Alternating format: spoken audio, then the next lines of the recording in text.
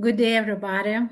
I'm happy that you are joining today our webinar, and I'm going to be your host today. My name is Agne Palaniene, and I'm Head of Finance and Supply Chain Management Division here at Companion. And today I will be sharing some maybe experiences about empowering our partners in Microsoft Dynamics partner channel in building their solutions on finance and supply chain management and empowering them to go to the AppSource. So I hope that we will be having a little bit of fun and it's kind of a good and easy topic actually for the end of the day. And before we will start, so let you introduce our agenda for today. So I will introduce you a little bit Companion and who we are and actually why we're talking about the topic like AppSource and how to move solution there. And also we will review why the solution is supposed to be on the AppSource, or why it's a good idea to consider being on the AppSource. And then we will discuss about the probably best practices and maybe a little bit about the challenges and how to overcome the challenges when building or moving big solutions into ISV product market. So then we will go through the AppSource requirements and what does it mean the solution AppSource ready, and I will share a little bit few lessons learned that hopefully it will help in your development and project management.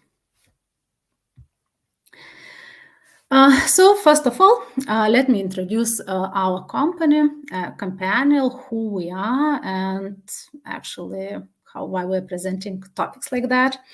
So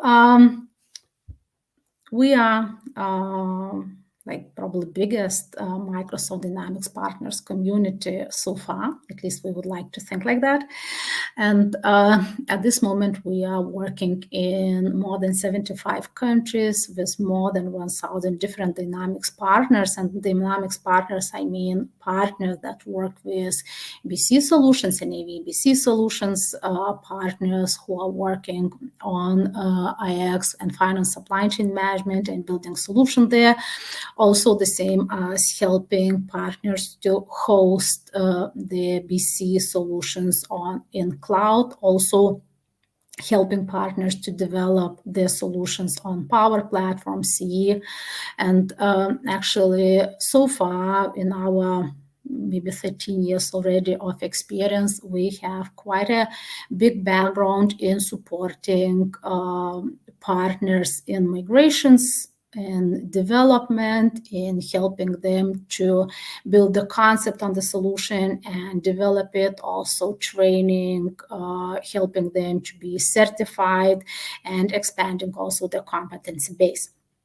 So also from 2021, so we are in the Microsoft Cycle membership. Also we're in direct CSP providers, so actually delivering also value toward the partner and in licensing area.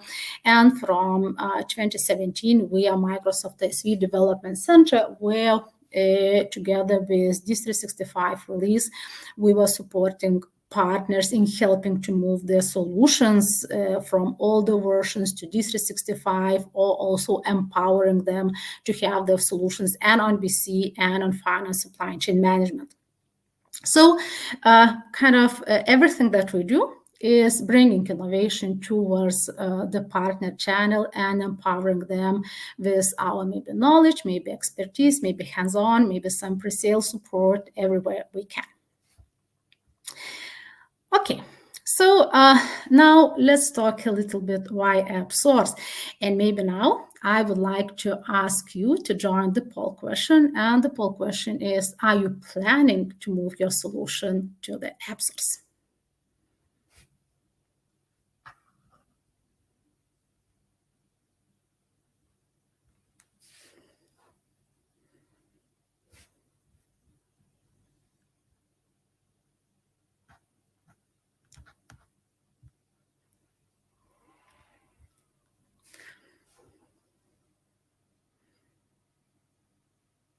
Okay, I see the answers are coming.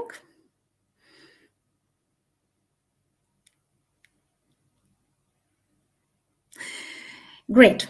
So based on the answer that I see, so I happy that there are some people who are considering, and I hope that it will be maybe small pieces of insights here in my webinar that will help you in the process. And the ones who don't know yet, maybe I don't know, encourage you to consider it, just showing that it's not that difficult as it might sound from the very beginning. So let's move forward with our agenda and why AppSource.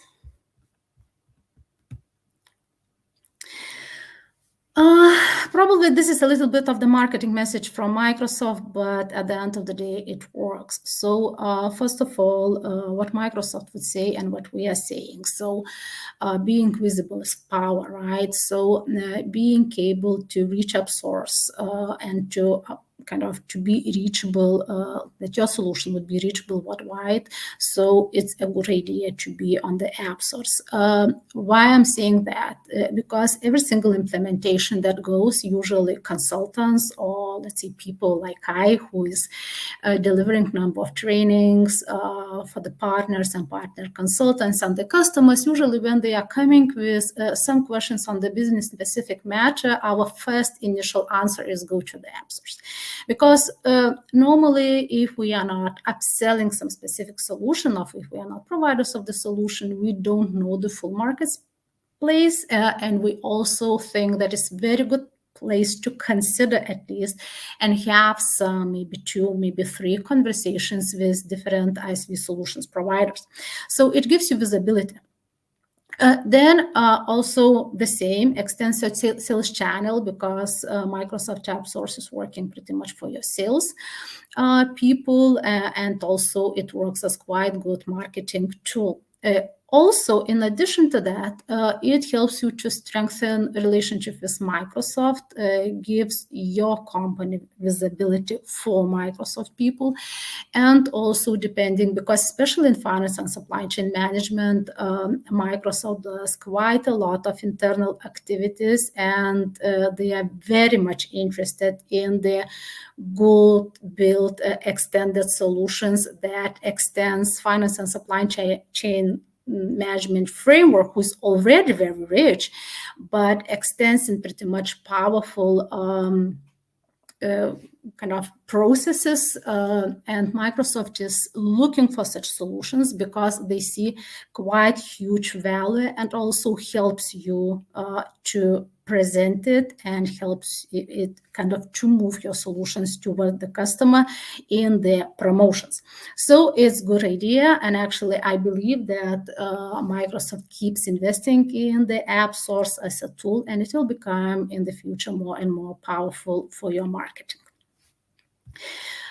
Okay, so what is important note that I wanted to share with you today, that working with the large companies in ISV market is actually, first of all, is not a deal breaker. And there are some best practices that we learned all over the way. And first of all, if there is a solution on BC, and solution could be very popular with a very rich customer base, and even Microsoft could come to the solution provider asking them, could you please have exactly the same good solution to D365 Finance and Supply Chain Management? It also could go another way around. If you have your solution both applied for both of the products, it automatically extends your customer base. Probably within the origin of the project is going to be rather different projects, because finance supply chain management customers are big, the projects are big. So usually you cannot measure it in amount of quantities, you should measure them in amount of values. However, if you have a solution on BC, the one that you developed, I don't know, 10 years, 15 years, maybe 30 years, and it looks like very heavy one, is not a deal breaker. Because there are specialists, there are people who can read, for instance, NBC or F&O code. There are consultants who can help to map you the differences, and at the end of the day, to design and build the solution. So actually, the approach, how to do it the best way, we will be talking further, but it's not supposed to be the showstopper. Another important practice is like working together with Microsoft. And usually Microsoft has some programs and some channel that funds partially moving your solution to finance and supply chain management, and probably BC. I'm talking from finance supply chain management, but I believe that similar programs supposed to be also for BC. And especially if the solution is built on cloud and Microsoft sees the opportunity that it will empower the customer base better to work on cloud, actually, they will definitely going to be interested in funding. However, it will give you some very strict timelines. And actually, you have to fulfill the requirements of Microsoft and to provide the solution on time, because Microsoft have the budgets. And actually, we usually, when we're working with Microsoft, we are strictly into the frame of the Microsoft fiscal year. So also, we have to take in consideration that some validation is supposed to happen when we have already the solution, but it's supposed to be approved for the AppSource, and it's supposed to be approved on time. So it has to be actually on time planned, and some frame, like let's say 3 weeks or a month, has to be left for the testing and approval cycle and purposes to be able to get Microsoft funding on time. So, and the last one, so the right team and very close relationship with the partners. So the product owner, the ISV market player, and the partner who will help to build the solution, because especially it becomes very important if, for instance, you are BC ISV solution owner and you need to have the solution on finance and supply chain management. So probably you don't have team yet, you don't have enough knowledge yet, and you would need some partner really to help you to do the first steps into the market. So this partnership is very critical, because the team will have to work on daily basis, hand in hand, to make it happen. Okay. So how to start? And actually, probably I will not share anything new, but at least the processes that we are keeping here at Companion. So we are starting from detailed scoping. But detailed scoping will, first of all, will give the visibility, and we are saying that somewhere about 60% of the precision, seeing full size of the solution. And for the partner who wants to move the solution to finance supply chain management, we are usually asking for user stories or the functional design documentation if possible. And then it will give us a little bit of insights, actually, how that solution is supposed to be mapped in D365. And then we would write a functional design document and try to estimate how much the development would take. So what would be the time frame? Would we be fitting in that time frame based on the request of Microsoft? And also we would estimate approximate budget. However, if the solution is very big, let's say, I don't know, 6,000 hours, 5,000 hours, maybe 7,000 hours, especially if it was developed before on the other framework for 15 years, you would not be expecting that it's very small, right? So estimation like in detail is rather impossible. However, working together with the team, we're supposed to describe workable solution that would be possible as a first instance to move to the AppSource. And what are the next steps? So usually the process looks very simple, right? Like for every single project. So partner identify that they have the need. that actually they have to talk to somebody. So then they're finding the experts or experts, let's say people who know finance, supply chain management, and agree on some clarification call. Clarification call could take about something like 2 hours. And if right seniority exists in the call, usually for technical people, there is an idea how much time they would need to write the functional design documentation for the partner. Then asking the partner to provide user stories, or if maybe some documentation on other framework, let's say Business Central, and if possible to perform few demos. And then a functional design document is written. Usually, depending on the solution size, it could take somewhere between 1 week and 1 month. It's actually really depending on the solution.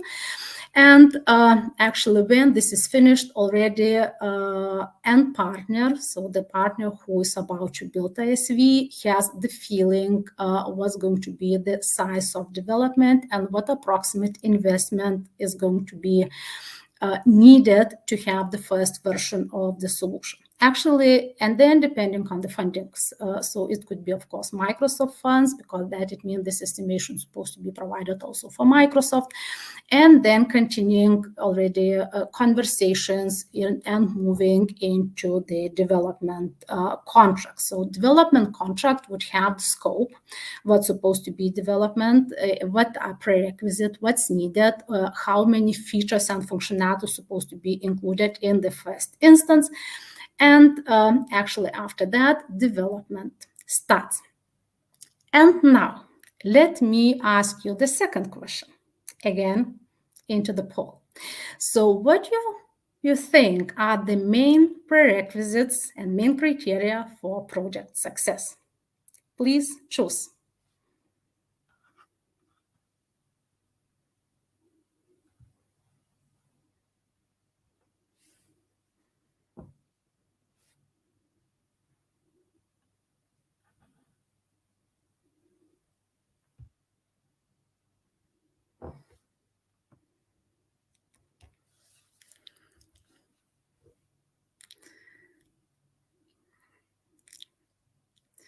Yes, numbers are still changing. Tricky question.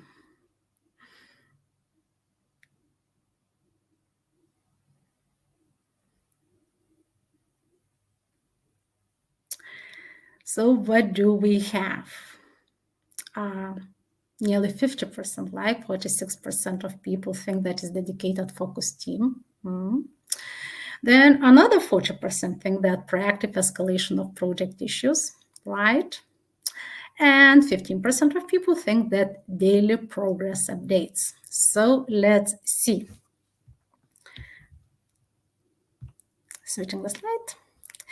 And it's quite a list, and actually you all were right. So actually, when having such big development projects and development, of course, it could be project development, but at the moment we are talking about the solution development. So lean methodology fits very well. And I know that we have all different opinions about agile and about lean and so on. But personally, I really like management approach when we have to manage big team and when we have exact backlog of the task that we have to do. So lean methodology works perfectly. And actually, overall collaboration model is pretty well described here on the screen.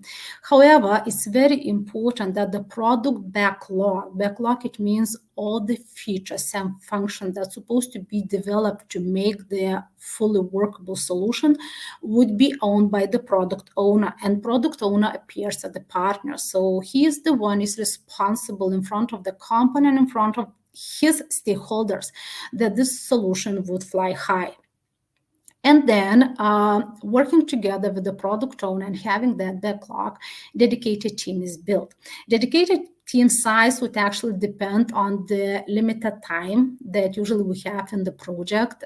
So it could be, I don't know, 6 months, 4 months, depending. If we are working together with Microsoft, of course, we have to fulfill requirements of the time, and actually it will influence dedicated team size. Then, of course, the task is assigned to the person. Then, of course, development is starting and testing. Testing actually, as you see, is quite a team. The testing happens in 4I principle, like unit testing based on the backlog item.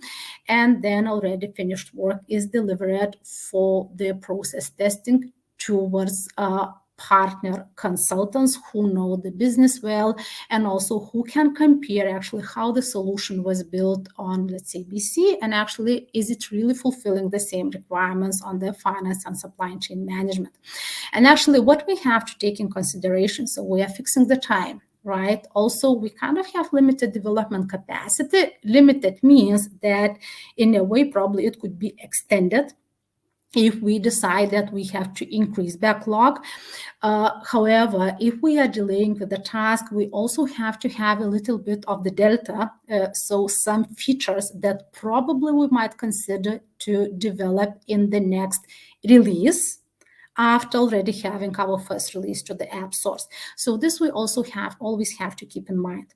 And now the actual prerequisite of success. So first of all, yes, a dedicated, highly motivated team. So what does it mean? It means that people are all together. They are managed by the technical manager, actually, who knows what he's doing, probably the person who maybe even wrote the design document, and in very close relationship with the product owner from the partner. Then daily progress updates with the team. So stand-ups, review, backlog, the issues where we are, and also spotting the bottlenecks. And actually seeing the bottlenecks and removing them immediately is a daily task of the project manager. So usually when we are building teams like that, so we have like 2 managers of the project. One is technical, who is working together with the technical team. And another is a project manager who is managing communication, managing stakeholders, managing the partner, communicating to the partner, escalating everything on the daily basis. And if something is needed, it's actually even escalating high. So high, it means if we have lack of resources, if some miscommunication happened, maybe some training is needed, maybe a partner got new people and they need some upskill for them to be able to test, and so on and so forth. So usually you can imagine that in this project, we have 2 managers to ensure and right communication and right technological delivery. So, of course, proactive escalation on project issues, as I just mentioned, and risk measurement also on daily basis. And another very important step is steering committee. So steering committee is usually, I don't know, depending on the project size, maybe bi-weekly, maybe once a month, where all stakeholders are meeting together. So managers, the ones who are managing the budget, others who are managing, let's say, partnership, and actually to see how the project is moving forward, because for the partner, it's quite a big investment. And actually, because for them it's a big investment, they also supposed to know that this investment at the end of the day is going to be on the budget and it will pay off. So as minimum of that, they're supposed to see happy team. So, and when adding all of them together, actually, I can 95% guarantee that you would have quite successful project. Okay, so when solution is AppSource ready, so is it only enough to finalize the development, and what's then? So let's go a little bit into the requirements of the AppSource. And actually here you see 2 columns, right? One column is very much technical. Another column, I would say, things that's supposed to be taken care and managed by the product team. The items like car report, binaries, deployable packages, and models, they could be added and they will be added into the development scope, because if building the solutions based on the best practices, actually all of this is supposed to be ready for D365. And if we are looking on the right-hand column, so it's quite a list, and already in the scoping, during the scoping process, partners supposed to know that there's going to be some job to be done before providing a solution for AppSource validation. So first of all, test scripts. So business process models and test scripts are needed to prepare the solution for evergreening updates on D365. That's kind of obvious. Then business data is supposed to be prepared, like demo data, also for the test demos that customers would be able to kind of read them. Of course, product name is also very important, the name that you would go to market it with, data packages with demo data, methodology, how to implement, and description what business issues this solution is going to be solving, marketing content together with that, and then solution. When all of this is ready, solution supposed to be submitted to the AppSource and validated. Validation usually takes about a week, approximately, and probably a little bit of communication with Microsoft. So if you are not doing the first time, so probably you also can ask for the same help, the partner, so who is helping to build you the solution and maybe is doing not the first time, so they would be able to help you with the communication. Also, if you would need test scripts, if you don't have the knowledge yet, then you need test scripts to be added into the scope. You can add it also as a scope item. The only thing is that how many test scripts and how many extensions you will have to build, probably it might be seen over the process. So maybe you just can foresee them at the beginning, but then keep it as a little bit of flexible scope. But all of this list is very good to know upfront, because there will be two teams working in parallel. One team is going to be developing, another team is going to be taking care of all the requirement, that let's say soft product requirement that are required for the AppSource. Okay, so what are the lessons learned? At least the lessons learned that we had during such size of the project. So we continually helping partners from small to big solutions, actually to understand actually what would be the scope and to design the solution on finance, supply chain management, and further and build. And maybe we also sometimes consulting some partners how to act when moving a solution to the AppSource. But lessons learned, and probably I could divide those lessons learned into the three categories. So one is technical, the lessons from technical team, another project management, and the third one is budget, right? So let's go from the heart areas of technical lessons learned. It's very important at the moment of scoping, when the negotiation is happening, what's supposed to be added in the first instance of the solution, the features and functions who were removed or that were not added in the initial development scope, still keep it. Keep it reported, because it might be continually reviewed during continuous development. And it could be that at the moment, even at the moment of testing, product owner will recognize that maybe some features supposed to be added into the first shift or the first development instance of the product, because it just doesn't make sense to have it separately. So give yourself such precision that some of the functions and features could be moved back and forward between two lists. The second is actually during the testing. Testing, as always, is quite heavy area, because when consultants start testing functional flow of the solution, they usually start getting different, I don't know, encode errors, and they start missing functionalities and so on.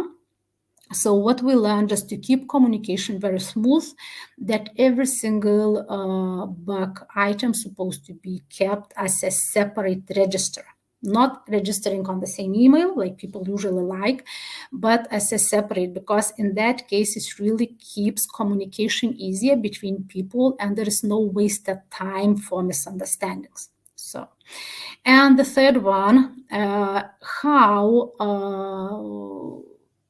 issue is going to be registered at the moment of testing, the rules, how it's going to be registered, how it's going to be replied, is better to agree upfront because miscommunication happening and it's normal, but really if there is something not really clear between parties, just to make call as soon as possible. However, Agile methodology allows you to do kind of very well. Right, we have stand-ups, and during stand-ups, usually we find those infected areas. Then from project management, we have technical tasks and non-development tasks. Non-development tasks are the tasks that are for the product team to prepare the product for the AppSource. So the project manager who is managing development also has to keep track on non-development tasks that exist in the project, and product owner from the partner side and project manager from the implementation partner side has to be both on the same page. And when reporting is happening, everything has to be communicated, and how we are doing on the progress of technical side of development and how we're doing in the progress on the product development assets. So very important not to get lost in translation. And then functional testing is supposed to start a little bit earlier. It's difficult to say how much earlier. It depends on the solution. However, usually for the partners, especially if they are moving the solutions from different framework, let's say like BC, they might be lacking specialists in the team. So that means that partners have to hire somebody. That means that while development is happening, that particular person has to be trained, and hopefully there are at least 3 months for testing, depending, of course, of the solution size. But if solution was developed by, let's say, 10 people, 6 months, so you can imagine how much testing and how many processes are supposed to be tested in the way. So at least keep yourself 3 months for that. And then the budget. It's very important to foresee not only the budget for hard part of the project like development tasks, but it's also very important to foresee the budget for communication. So 15%. It's always going to be the safe area, because if the project is 5,000 hours, so the project manager will spend about 3 days doing nothing but managing this particular project, just as sample.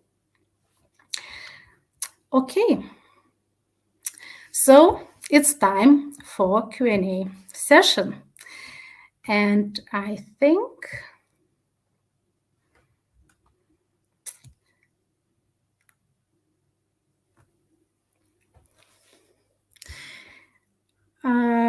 yes, so there are some questions in the public chat, but I can answer them already now. And then, of course, we have QA section. So, guys, please feel free ask questions. But no, first of all, Companion, we are doing apps and for finance supply chain management and for BC and for Power Apps and for CE, everything that is related to Dynamics. So we have different teams for that. And actually, what makes it rather interesting that usually if partner, let's say, considers moving solution from BC to finance supply chain management, we have people in the team who could support us to assess what is done in BC and read BC code. So that means partner doesn't waste their time explaining too much, because we can do it ourselves. Also, it goes another way around. If we are assessing something from finance and supply chain management, but partner wants also the same in BC, so we are building seniors team from both areas. They have conversation together, and we provide the how it's going to be done, and for BC and for finance supply chain management. So yeah, we're doing it all.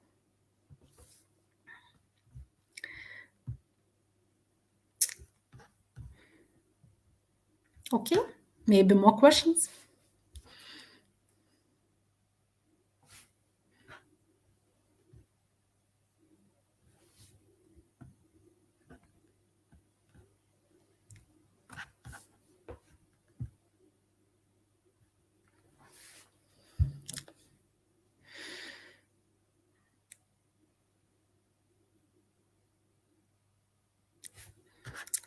Yep.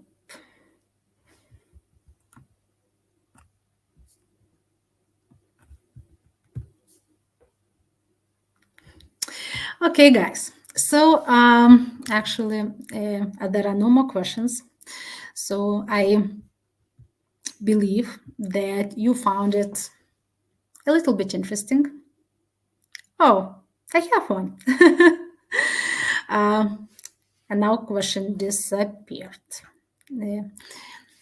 Anyway, I hope you will reach me one or another way. But now there's going to be some handout material for you. So one is some blog post that we have about the how successfully to publish your solution on the AppSource, and also one case story that hopefully it will give you a little bit more insights about the management on such size, on like big size ISV solutions development. And as I said, I hope you will get in touch. So if you will get any ideas after this webinar, or if you will have to have this personal call, so feel free to contact us at companion.com, and because we have representation pretty much in every single European country and in US, so feel free. And we will be more than happy to talk to you and, if possible, support you in your journey towards AppSource with Microsoft. And thank you very much for being with me today. Have a nice day.